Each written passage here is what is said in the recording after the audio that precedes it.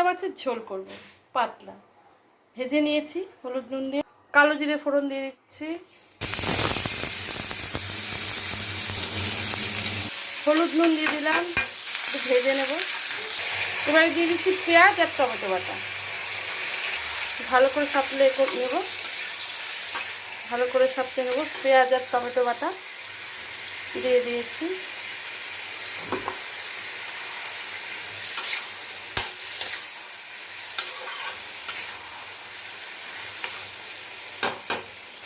কষানো হয়ে গেছে। এবার দিয়ে দিলাম জল,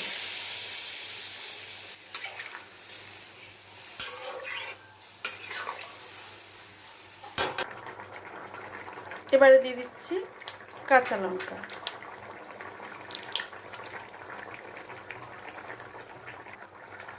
কাঁচা লঙ্কা দিয়ে দিয়েছি।